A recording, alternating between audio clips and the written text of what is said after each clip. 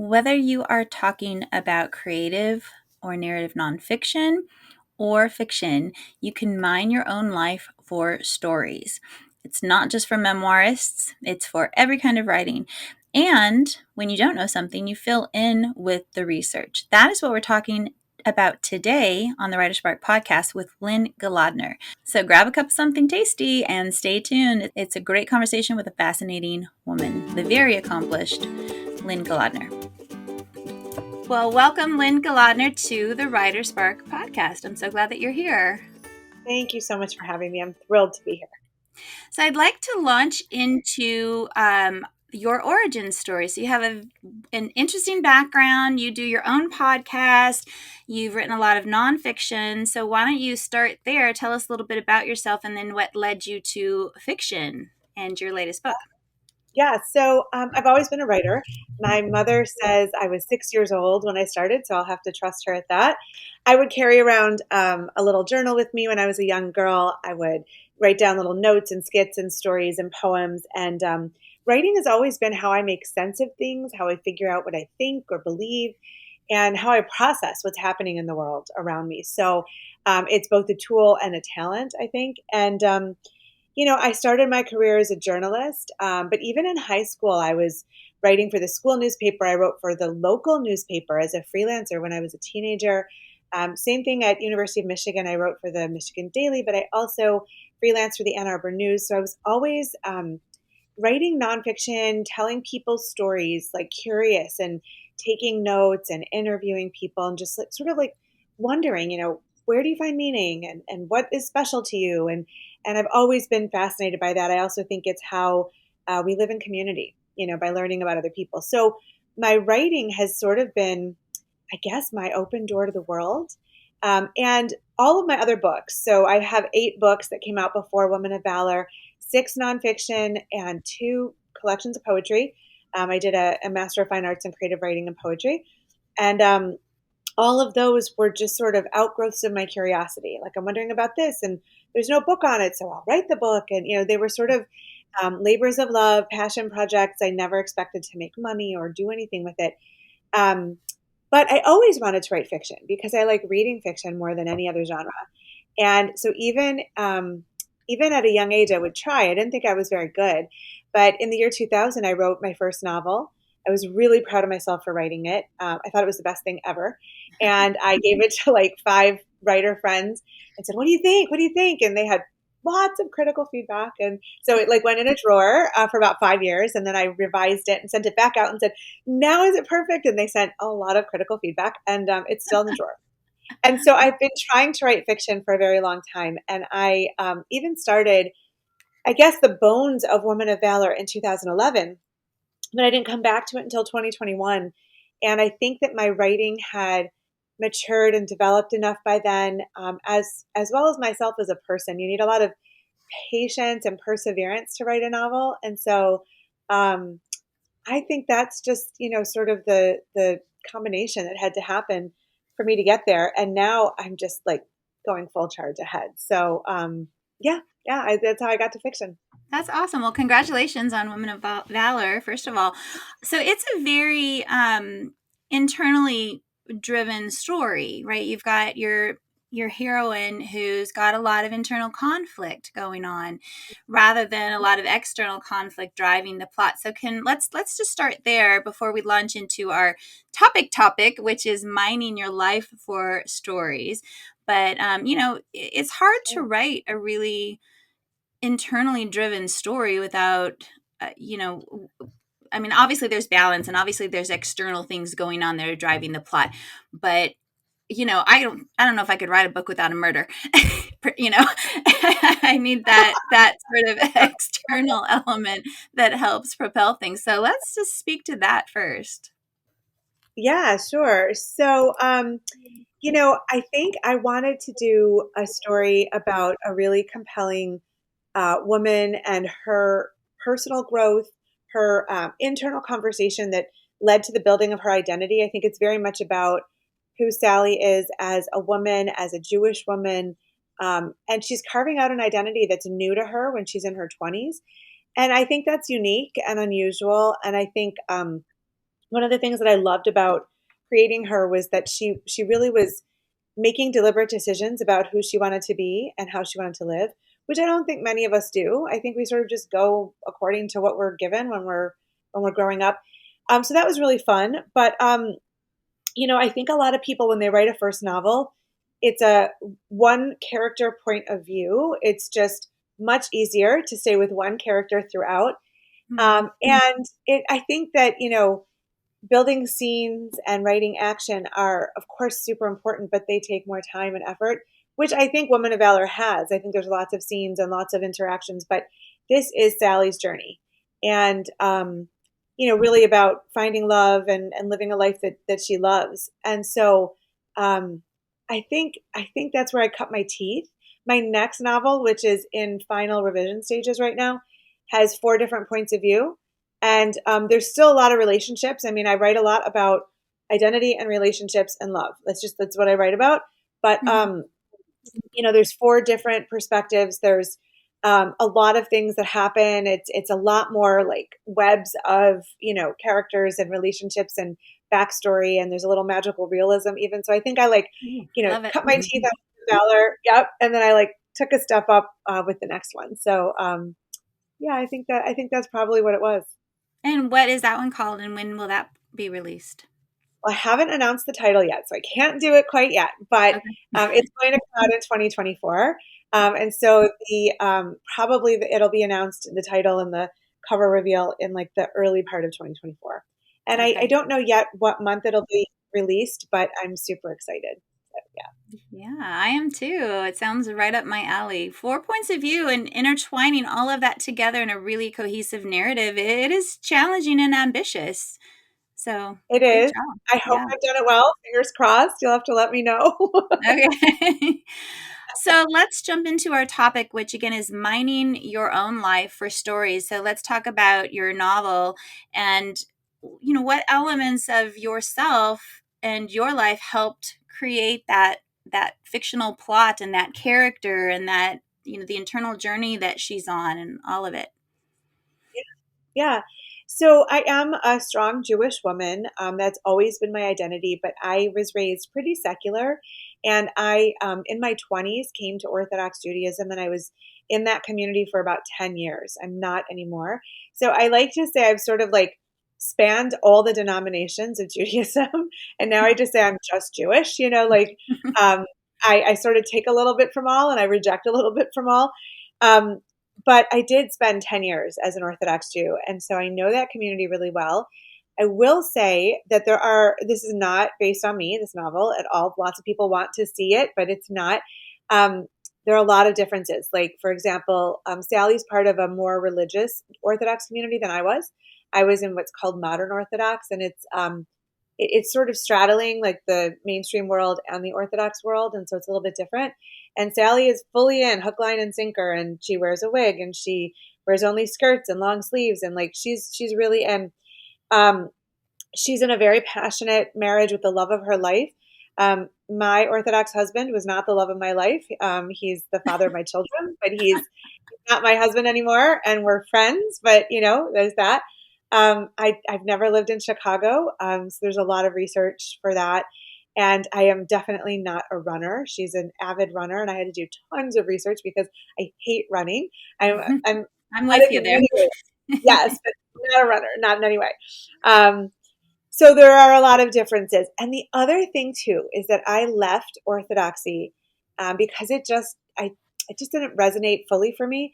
And I wanted this book to celebrate the Orthodox community and show why she loves it and a really beautiful, rich tradition of observance. And because I felt like there are so many books in the world that um, trash religious lifestyles, whether it's Jewish, Christian, Muslim, whatever.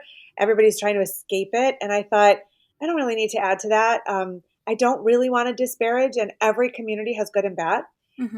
which is in this book too. But, I wanted the good to win out over the bad. And so it was a challenge, but a conscious decision to portray a community that I chose to leave, but do it in a way with love and really celebrate it. So yes, I pulled from all that. I will say, I have three biological children, and they are boy, girl, boy. So that is sort of similar to Sally. And I have always cooked for them, with them, like having my kids stand on chairs at the counter and help cook. That is based on my life. So yeah, there are things like that. But and some of the dishes that she makes for Shabbat or just for everyday meals, they definitely come from my kitchen. So um, that's where I think a lot of similarities come from. But it's still fiction, I promise. Yeah. I mean, I think it's hard to write something without having parts of ourself in it and pulling from our lives. I have a series, the Lola Cruz Mystery Series, dead bodies, of course. And obviously, I am not Latina, but my husband is first Uh-huh. generation Mexican American. And so when I first got to know his family way back in my early 20s, uh, it was just so night and day different from my own family and just how we functioned. And he's got a lot of siblings. I have two brothers, and I'm also a huge introvert, and most of them are huge extroverts. So I remember the first time we were together, I was at their meeting the whole family, and I did not budge from the picnic table like the whole time I was there. It Oh, was like yeah. terrifying. But so Lola and her family are greatly influenced and modeled after my in-laws, both Okay. my mother and father-in-law and some of the siblings. And I, it was sort of the same. I really wanted to celebrate this culture that I had become part of through my marriage and then through my kids, because Yeah. we wanted to really embrace the culture and make sure that it was part of their lives, even though we live an entirely assimilated American life. Even my husband too. Sure. I mean, it's so important to show different facets of cultures and faith. They're strongly Catholic, and I'm not, but it was important to me that Lola was, that it was true and representative of her culture and her family. And you're right. Yeah. It's so many things trash and stereotype that it's so important to show those other perspectives and just the Yeah. normalcy of it too.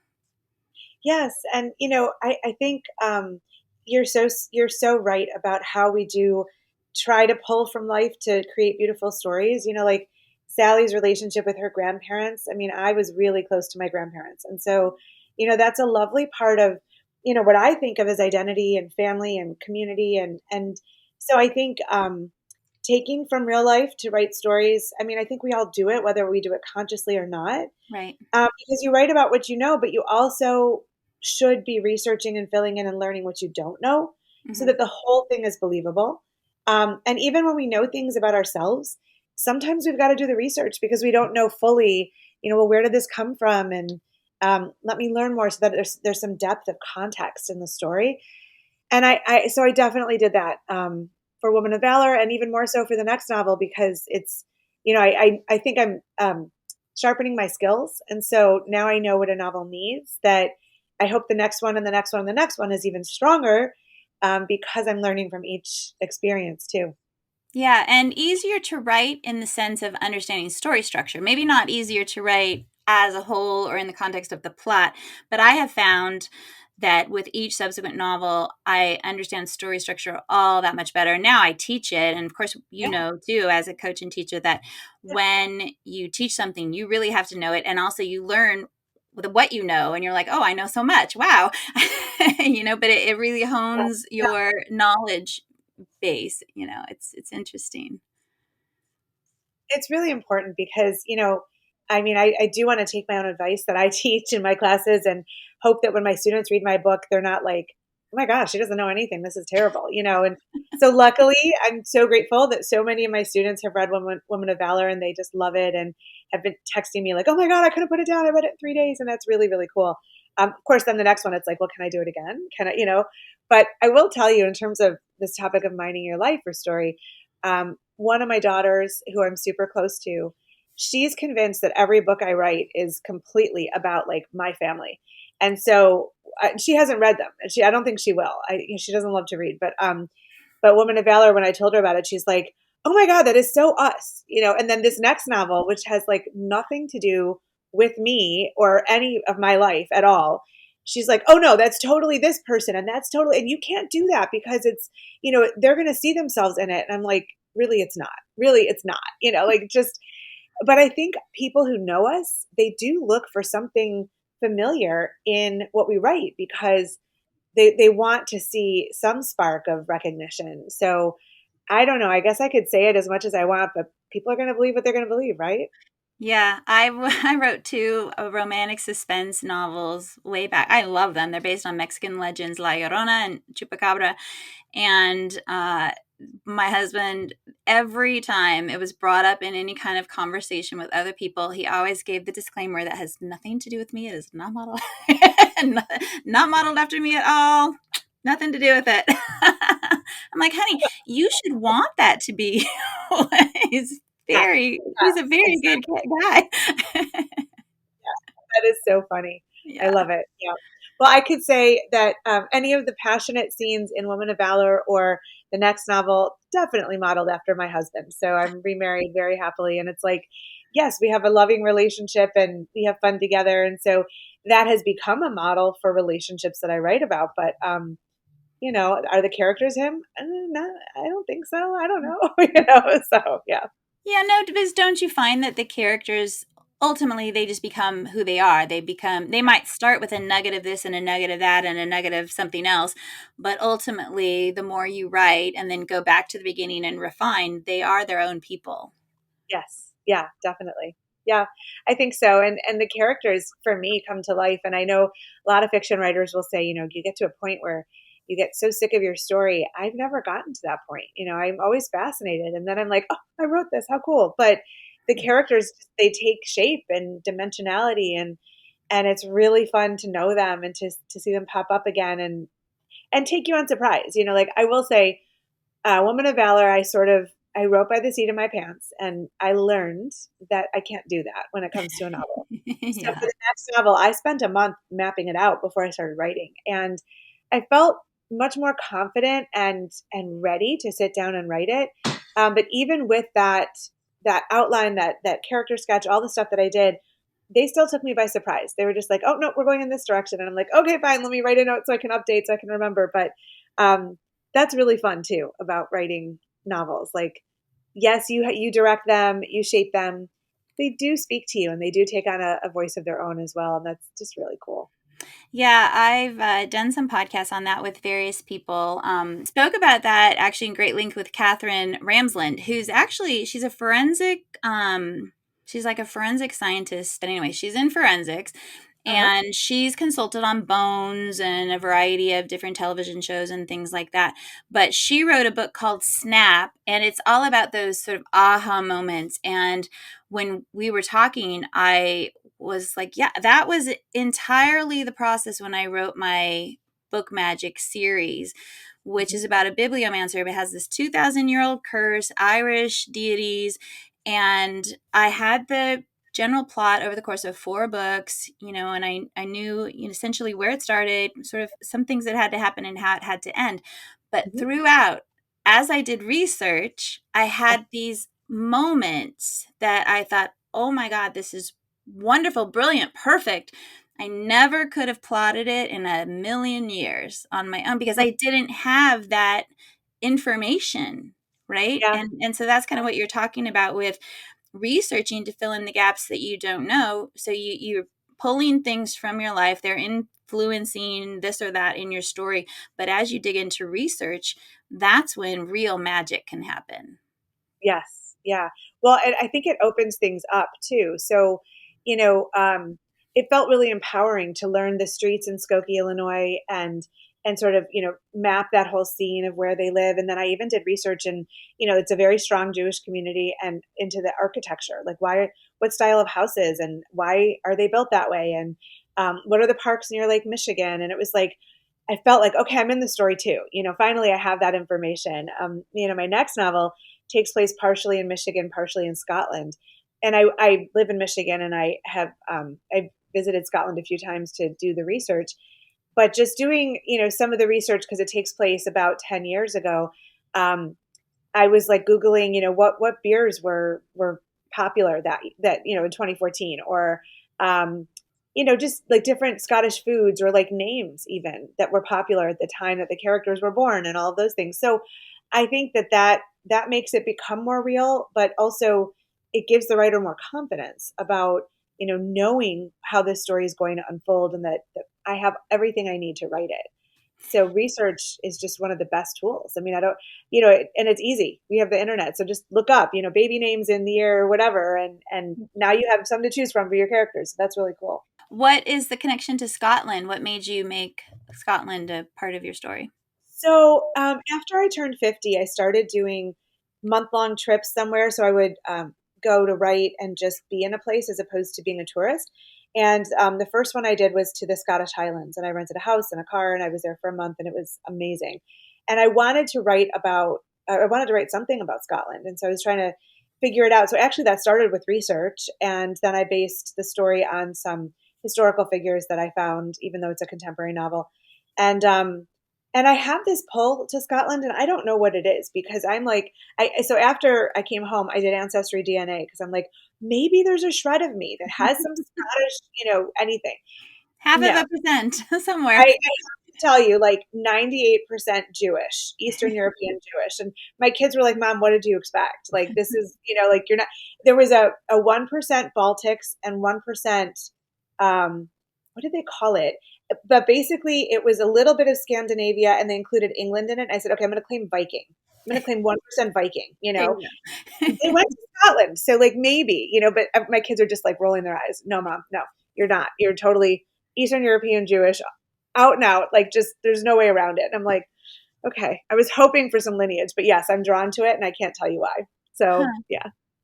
So, in a way, when we're talking about mining your life for stories, you created a situation in which you could pull from your experiences by living in Scotland for Yes. a month and really immersing yourself in the culture and the life and the language and the all of it, the food, all of it.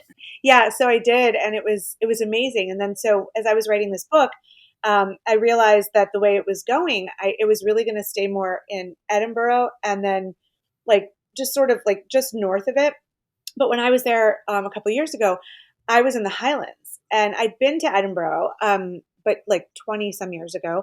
So I really didn't have any memory of it, and I'm like, well, I think to do it believably, I need to go back. Like you can do so much research digitally, but you also have to be in the place. And so I went this past May, and I decided I'm basing it in Edinburgh and Loch Lomond area. And so I went to Loch Lomond, which I had not been to, and just like sat at the side of the lake and like took notes about what did it sound like, what did it smell like, what did all of that, like the landscape and really learning it. The same thing with Edinburgh. And so I needed to go again, which maybe is my excuse to like go to Scotland again. But Let's go with it. right? Yeah, let's go with it. But it was definitely useful, and I feel like I really got some pivotal depth for this story when I was there. So and of course, like I'm spending my own money to do this. It's not like somebody's sending me there. So I just think it's an investment in writing a really quality book Mhm. and in my own experience. So who knows what else is going to come out of it. I write a lot of creative nonfiction, which is totally mining my life for story, and Mhm. essays and stuff. And so you just never know what else is going to come out of that too. This episode is sponsored by the WriterSpark course, What's Your Story? Do you have a story to tell? The short answer is yes. The long answer is that everyone has a life story worthy of telling. Whatever your life experience is, you can turn them into a memoir. Have you experienced a life-changing event? Do you have a foundational friendship, an amazing job or career, or a family story? Are you a survivor? Do you have deep convictions? We all have stories to tell. Even the ordinary can become extraordinary when you put pen to paper. WriterSpark's What's Your Story memoir class is a self-paced course designed to help you dive into the process of writing your memoir. Learn more at writersparkacademy.com. Was it the chicken before the egg or vice versa? So did you have an inkling of an interest of Scotland from something, a novel, whatever, in the past, and that made you want to choose Scotland and go there and experience it? Or did you just pick it and go for some unknown reason and that therefore became something that you then wanted to write about? Well, it's interesting. When I married my first husband, which is like 23 years ago, we honeymooned in Scotland. And I actually asked him over the past few years, why did we do that? We were Orthodox Jews, which means you have to eat kosher food, and there's really no kosher food in Scotland. So it was very, very complicated to do. And we did. And I actually don't have a lot of very vivid memories of it. I know where we went, but it feels like so long ago. And he couldn't remember either. He's like, I don't know why we chose it. So You it's guys were really weird. honeymooning. I mean, I mean, I guess, right? Like, but yeah, so that's really interesting. But I will say, and I hate to say this, but I'm going to say it. Um, During the pandemic, my husband and I watched the Outlander series, hmm and I didn't know it was based on books, but it was just so beautiful, the scenery. Then I got the books, and I always feel so bad as a writer if I watch a show based on a book without reading the book. So I'd like to do it Same. the other way. Yeah, me So I too. got the Outlander books, and they're so much better than the show. And I was just riveted. And I think that sparked the new interest in it. So that's why I went to the Highlands. But I will say it's very interesting. Apparently, when Diana Gabaldon wrote that first novel, she had never been. Hmm. And that's so, I mean, that was in the 80s, late 80s, like early 90s. But I think that's fascinating because it's so detailed and vivid. And she didn't And have the internet to pull from. Yeah, she that's did amazing. not. And she had no lineage, I mean, I think she's Mexican American actually. Hmm. And yeah, I'm pretty sure she is. And so it's fascinating that, like, so I have had experience there, but I think it was just reignited when I watched the show because it's just so pretty. And it's every bit as pretty in person. So I'll keep going back for sure. Oh, well, you make me want to go. I've wanted to go to Ireland. I haven't made it there yet. That's All on right, the so list you, too. yeah. So you write a lot of creative nonfiction, you said, and that pulls from your life. So let's talk about that a little bit. So Yeah. what kind of creative nonfiction do you write, and has that changed over the years? Yes, it really has. So I've always written essays, and that sort of came out of both my experience in journalism and reporting skills, and my degree in poetry. My MFA is in poetry, and so that's really attention to language and brevity and really evoking the senses and vivid pictures in words. And then journalism is all about gathering the information, reporting the facts and interviewing people. And so I remember when I was in graduate school, I would write poems that my friends would think were very like journalistic, and then I would write essays that were very poetic, so it sort of informed one another. And so all throughout my career, I've had a career in journalism, I've had a career in marketing, and I just employ those skills. And I've always written essays on the side, just like I said, to either make sense of something, figure out what I think about it, or add a voice to a timely topic, of whatever stage of life I was in. And when I decided about 5 years ago to sort of pivot away from marketing, which I still do, but I really shrank my business, and I wanted to be writer first and foremost. I always said yes, but I'm really a writer. And so I'm like, well, let's walk the walk. And so I was very strategic in it, and I started teaching much more. I've always taught, but I started teaching many more classes. I started really working on Woman of Valor, and I was writing a lot of essays, but I wanted them to be less journalistic and more creative, but still nonfiction. Mm-hmm. And so I've had them published in literary journals and magazines, all around the world over the past few years. And I still do a lot of that. I do a lot of writing about nature, writing about identity, heritage, community, that kind of thing. So all the same themes that show up in Woman of Valor and hopefully all my novels really come from my essays too. And so when I was working on my author brand, like what is it that I do and who am I? I I I realized I'm always writing about identity, and being Jewish is so part of that I was going to commit to creating compelling Jewish characters who fill their lives with passion, purpose, and love. And so that really does thread through my essays as well. Although I do write a lot about nature also, just how we interact with the natural world and what we can learn from it and everything. And so yeah, that's really what it is. And I try to submit on a regular basis so that my essays are getting picked up and published. And yeah, I've had a lot of success with it. And it's really just about making sense of the different experiences I've had in my life. So recalling, one of my favorite essays that I've written was about um, a relationship I had before I met my first husband. And he was in New York, I was in Detroit. So we were always traveling to see each other. And then we took this big road trip across the country. And so the theme of that is really like the roads we travel. So it's literal, but also metaphorical. And I mean, I dated him, 25 years ago.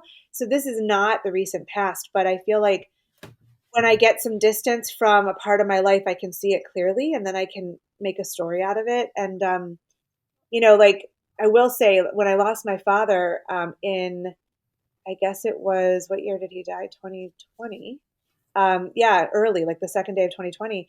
And we were super close. Every essay I wrote the next year ended up being about him, even if Mhm. I didn't think it was about that. Like I swim all the time and I wanted to write an essay about swimming. It ended up being about my dad. So, I mean, he swam, but it was like not the cornerstone of our relationship. So, but I think that was how I processed the grief, you Yeah. know, and then one day I just didn't write essays about him anymore. And I'm like, okay, I can move on to another topic. So again, it's all about making sense of my world, I guess. Yeah. Yeah, and letting things unfurl as they need to, not even knowing what it is you need or what's buried deep and letting them come out. Sure. Sure. Yeah. Yeah. And it's just like my characters speak to me in writing a novel, and tell me which direction it's going to go. That happens in creative nonfiction. Hmm. I think I'm writing about, climbing a mountain that I did climb. And all of a sudden I'm like, well, where did that paragraph come from? But it's just cool when you get lost in the story and it starts to tell you things. It's really cool. So you said that it helps to have distance. We went through some things with family. Now it's been a solid 20 or more years. And I've tried to write about it multiple times. And I even teach classes on memoir writing. I have a book on memoir writing. I love memoir as a whole.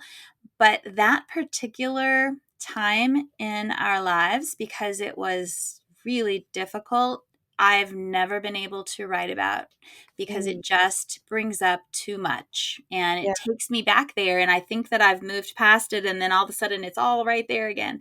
Yeah. So have you ever run into that situation when you're pulling something from your life or you think, yes, I'm ready to write about that? Or here's an idea of something I went through, but then you find that you just actually can't pull that together because of emotions. I'm sure I have. I can't think of something off the top of my head, but there's a lot of starts that I have to an essay that just didn't go anywhere. Maybe it's a paragraph and it's just sitting on my computer and I've never gone back to it. So I do try to I do try to just listen to my gut, and if something isn't working, I don't wrestle with it. I just put it aside and go on to something that I can work with and hope I can come back to it in time. But I think some stories we can't. I think some are meant to be lived and not processed or written about. And so sometimes they just have to stay in the rearview mirror. Hmm. What do you think it's? I don't know how to phrase this. I'm not sure exactly what I'm thinking, except that, when you're really examining, I guess the question is, do you feel like you really examine your life to pull very consciously events, topics, themes that you want to write about, or is it more organic? Because I think, as you said, a lot of us just kind of flow through life and things happen to us and we're maybe not reflecting upon it, and we have the what is it? What's that quote? The unexamined life is not worth living, right? Yes, yes. So where do you fall in that? Do you feel like you really understand yourself and your life and your experiences, or I know you said that you write in order to understand that somewhat, but I don't know. I just sense this sort of heightened understanding of yourself that you have compared to maybe a lot of people, compared to maybe me, because you can hone in on those experiences and really pull something powerful from them. Well, I'm very flattered to hear that. I don't think I have it figured out. I think that I figure it out by writing it out. And Mhm. so a lot of times I'll go through many drafts of an essay because I don't know what I'm getting at. Like in writing it, I get to that clarity, but it could take 9 or 10 drafts before I get there. And so, I have found in working with writing coaches myself and in teaching a lot of writers that when you don't know, when you can't do the ending, you can't nail the ending, it's because you're not sure what it's about. And so you have to get clear. What am I trying to say here? Mm-hmm. And then the ending will sort of present itself to you. There's an essay that I started writing that I thought I totally knew what I was going to say. I had a friendship that was a very close friendship for a very long time. And then this friend just sort of ghosted me, and it was about how long ago? 8 years ago. And we'd been friends probably for 2 decades at that point. And we were very close. And so it was like, what's happening here? And so, I've thought about her a lot. And then I have a friend, Annie Catherine, whose book, The Friendship Breakup, came out. And it really just sort of triggered some thoughts. And I'm like, I had a friendship breakup. I'm going to write about this. And so I started the essay and I brought it. I thought it was so powerful and strong. And like, I'm so clear. And I brought it to my critique partner. And she's very sweet and very diplomatic. And she's like, praising all the great things in the essay. And then she goes, I'm just curious, but I see all the things that this friend did for you. What did you do for her? And I'm like, oh my God, was I a terrible friend? Did she break up with me because I was horrible? Like, and I don't know. And so the thing is, that essay is still in draft form because I've been reflecting on it ever since we had that critique session. And I was like, maybe it was me. Maybe, and so, and I toy with the idea of writing an essay called I Was a Terrible Friend.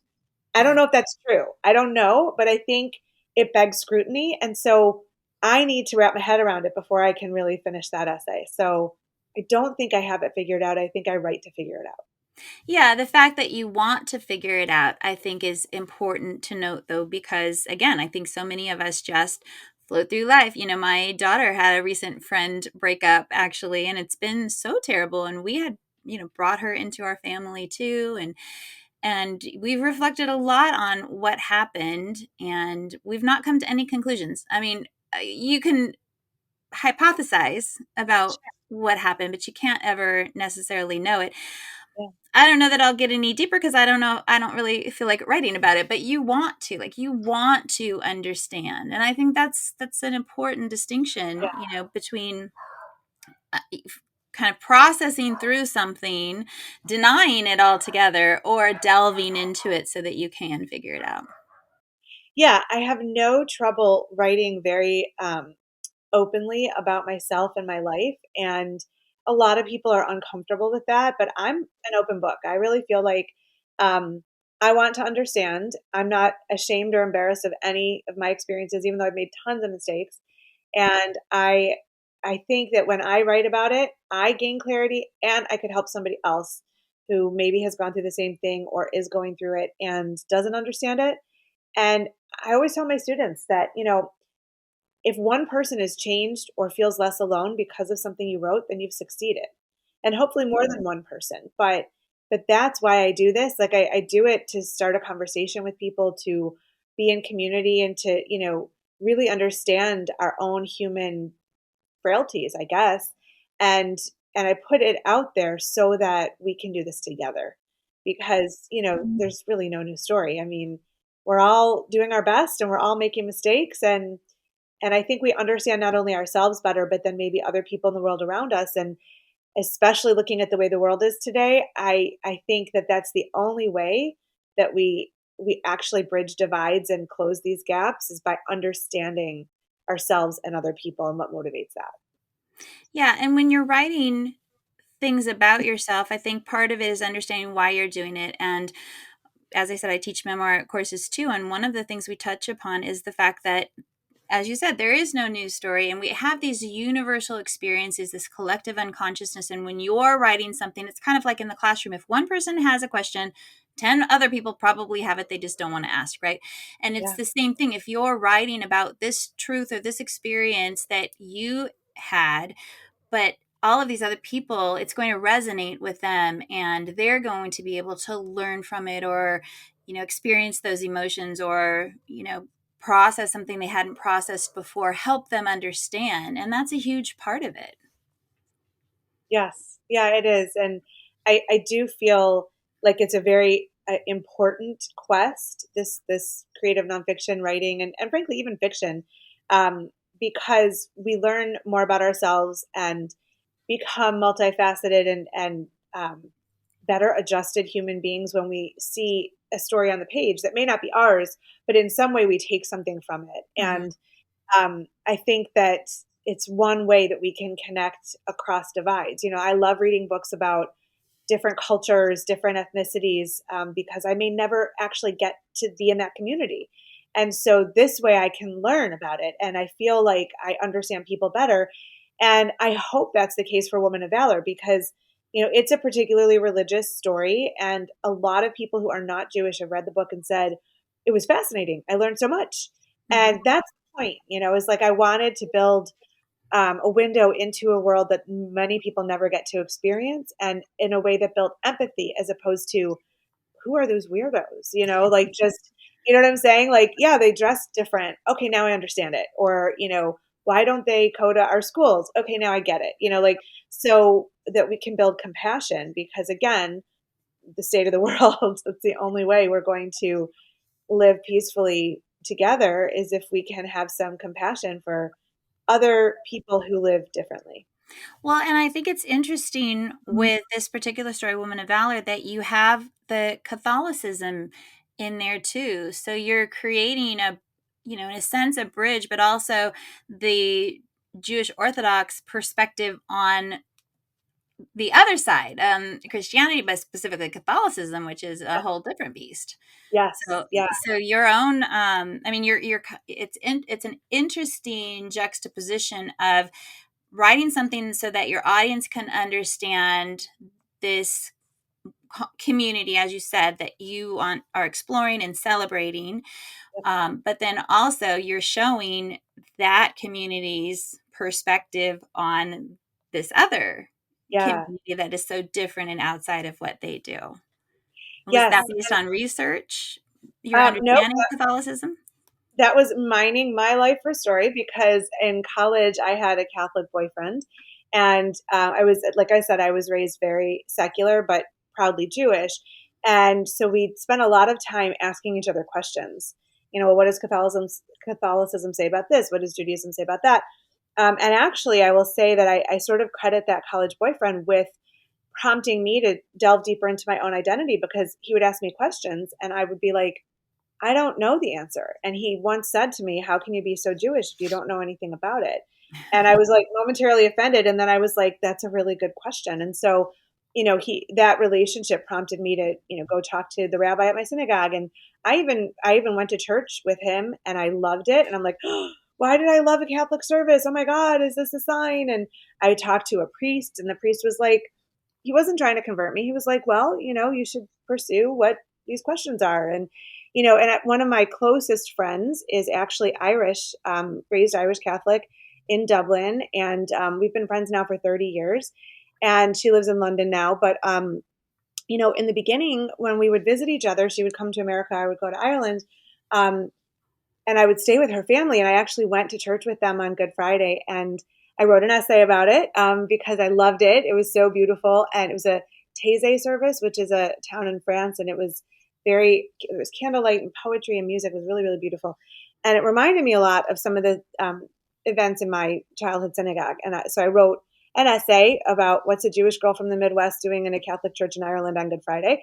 And and it was just to try to figure out what I thought. And I remember her mom, whom I love, saying, the priest would be upset with me, but Lynne really should not convert. She's very Jewish, like it just, so I've had those experiences um, and one of my best friends who reads every novel of mine before it comes out, she was raised Catholic. I call her Rabbi Katie because she's so much more protective of my religion than and she's not even Jewish. And so I've had those relationships and they're really pivotal in my life. And so that's where it came from for the book. And I do think that the Catholic ex-boyfriend was inspired by my Catholic ex-boyfriend too. So Yeah. Because that setup is very similar. So yes, do you, when I'm with friends or people, or and hear interesting stories, my husband is always the first to say, "Oh, watch out, that's going to end up in a book." And I'm like, "Yep, I'm filing it away." Do you do your friends sort of think that, and does anybody ever worry or tell you, "No, I don't want you to write a story about this"? So yes, everywhere I go, I see a possible story, and I have like a document of potential books I want to write based on those experiences. But my friend Catherine in London now, she's so good at not being on social media. I just admire that so much. And she does not want to be on social media. So even when we visit each other, she's like, I really don't want the pictures posted. I get that. And I had wanted to write a book called Letters from Catherine, because we've been literally writing letters to each other for 30 years. Even though we can be digitally connected, we still write letters. That's Um, beautiful. yeah, and I have like a bread box of her letters from the 90s until now. And she didn't say not to do it, but she did. But I do know how she feels, and I'm like, would I? Is it that important? Like, I think it's a really cool story, and it could be a memoir, frankly. Um, but I don't know that she'd be comfortable, and I don't think that I can write many other books. So I'd rather have a friendship than a book up about it. Yeah. Yeah. Well, so that's an interesting point that I think we all need to think about, and that is how other people in our lives would feel about having their ideas, their experiences, whatever represented in our writing, and to be just very cognizant of that, and empathetic, I guess, about respecting that about the people that Yes, we surround ourselves with. yes, but I also caution, a lot of my students are nervous to write things because they might offend somebody in their life or whatever. And I think there's a fine line. So I think that when you're writing your story, um, if there's characters from your family or whatever who are in it because an event happened or something, I think you have every right to write about it. And other people have to own their own reactions. So, like, I've written a lot of essays about my dad. I haven't really written as many about my mom. And she was offended once that I wrote an essay about my dad. She was offended that it wasn't about her.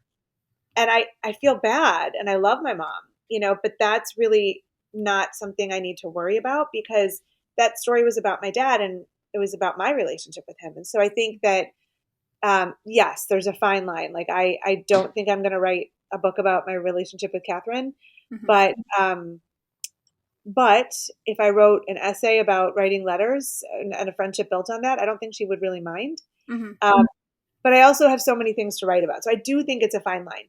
Yeah. And I think very carefully about writing about another person. So, like, I had a mentor once who said to me when my first marriage ended and I was writing all these essays about how, my ex-husband was like to blame for everything. And she's like, well, it takes two people and it just makes you look like a jerk. And I'm like, okay, good point. And so that was a very strong lesson, because now when I write something and I say this other person did something, the truth is I have to look at, well, what did I do? What was my role in this? And I've learned that stories with humility, where I examine my own role in things, are way more compelling than a story blaming somebody else for something. Hmm. So, Good yes. lesson. Yeah, yeah, yeah. So if I write about somebody, like we went somewhere together and had a meal together, I don't think there's any cause for being upset about that. Oh, But yeah, yeah, yeah. if it's like blaming, that's where it's, to me, that's a red flag when I go through the revision process and say, oh, I'm really ranting about this person. What's that about for me? And how can I look at that, and make sure that's absolutely necessary? And it never is. Yeah. I have stepped back with some situations where I could write about people, and it wouldn't be flattering, because it's my experience and it's what happened and it was significant to me, and often it's because of a situation that maybe doesn't favor the other person. Sure. And maybe I don't want to examine it, or maybe I do, but I'm not necessarily writing it for publication either. So I think it's understanding what your intent is and who your audience is. And if you're just writing to help yourself understand something, that's entirely different than if you're writing an essay and trying to seek publication, Right. because you have to approach it, I think, really differently. I also think, and I say this all the time in my classes, just write the thing. You don't have to do anything with it. You don't have to Mhm. show it to anyone. It doesn't have to go anywhere. So you don't want to censor yourself in the early stages of writing. You just write the thing, and then you can always determine later on, will this see the light of day? Or did I just need to get it out on the page and now I'm good and I can go on to the next thing? I do think that's super important, because otherwise we limit ourselves and we are sort of like editing as we're writing, and that is not productive. Yeah. So I think write the thing, and you can always decide where it goes later, if it goes anywhere. Yeah. And I have two examples of that with my fiction. In fact, is we had two people in our lives at two different times who were just absolutely awful people, like terrible, terrible people. And they did some things to us, to others that, were just reprehensible. And I've put both of those two people in different books, in different mystery. In one book, this person is ultimately murdered.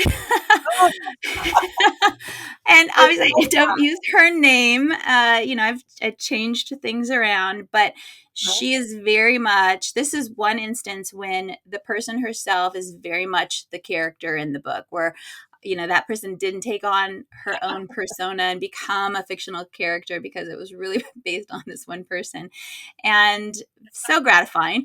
And then the other was more recent, and it was this personal situation with this actually I was in business with this person in the publishing world, and he ends up dead also, but before the story actually happened. So it's more referred to, throughout the story. He's just part of the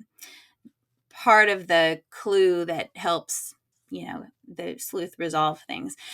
But yeah, I've changed things enough. I obviously didn't use their names, that there's no way that I could, that they're ever going to be hurt by it or even think that it's them, unless they're listening to this podcast. But it was so fun to do, I must say. So there are instances. Yeah, it's totally cathartic. I always tell people too that the people you actually write about may never see themselves in it or read it.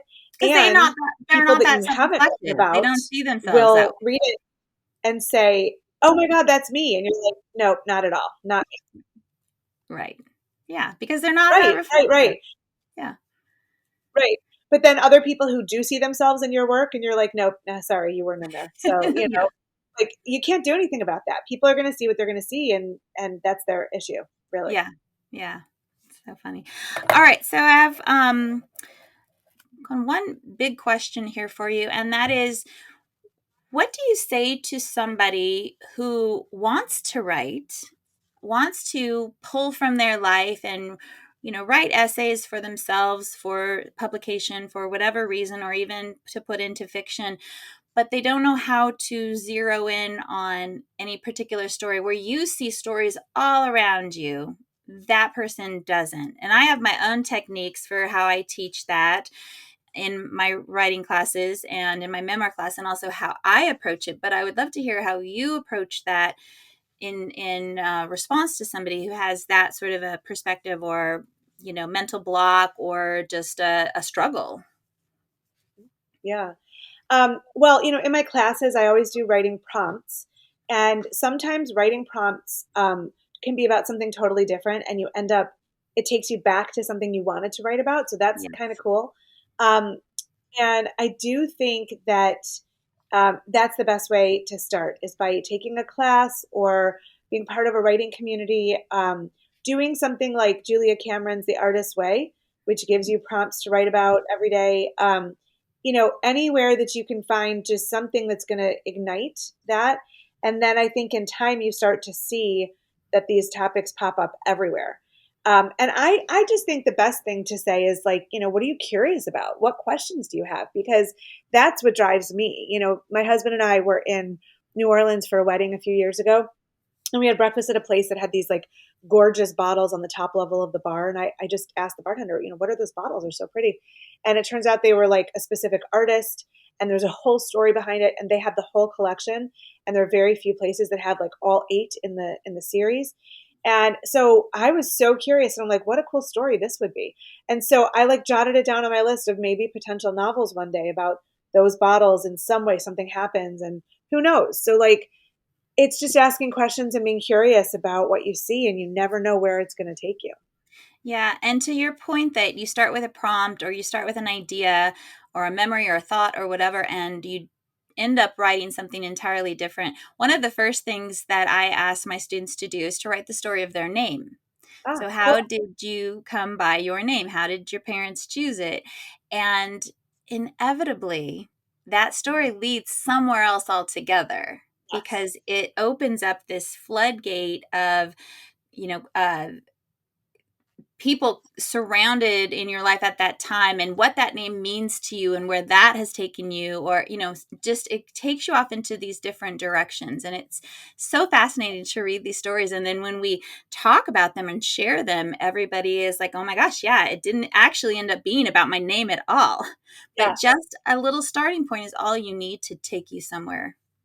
Absolutely. In one of my signature writing classes, Finding Your Voice, I always start by talking about origin stories. So we always think that like my life begins when I was born, but actually every life starts in the middle of two other lives. And so your origin story is, yes, it's your origin, but there were other lives happening into which yours sort of began.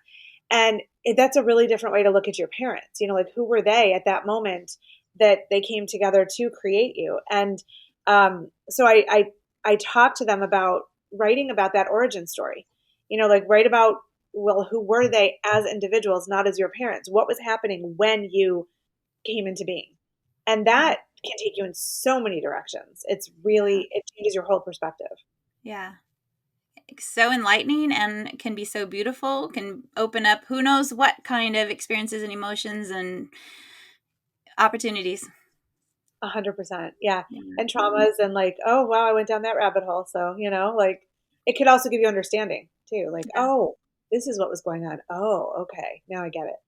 And I think that's the most exciting part about writing is when it takes you somewhere you didn't expect to go, whether it's in some sort of narrative or creative nonfiction or whether it's in your own fiction writing. Yeah, Those aha magical moments and however they materialize, I think are the best part of writing. I agree. Yeah, writing to me is just the most fun I can ever have, and it never ends. I can Hmm. always start a new story. And um, yeah, I could live with words every single day, just reading books and writing them. And it's a good life. You never run out. Yeah, it is a good life. Yeah, yeah. And on that note, I think we will wrap it up. I've so enjoyed my conversation with you, Lynne. Thank you so much for joining me on the WriterSpark podcast. Thank you so much for having me. It has been a lot of fun. Thank you so much for listening and spending your time with me today, everyone. I'm Melissa Bourbon, and this is the WriterSpark Podcast. Take a moment to visit our website at www.writersparkacademy.com. Check out our courses, our resources, and all the content there. And I will see you next time. Until then, happy writing.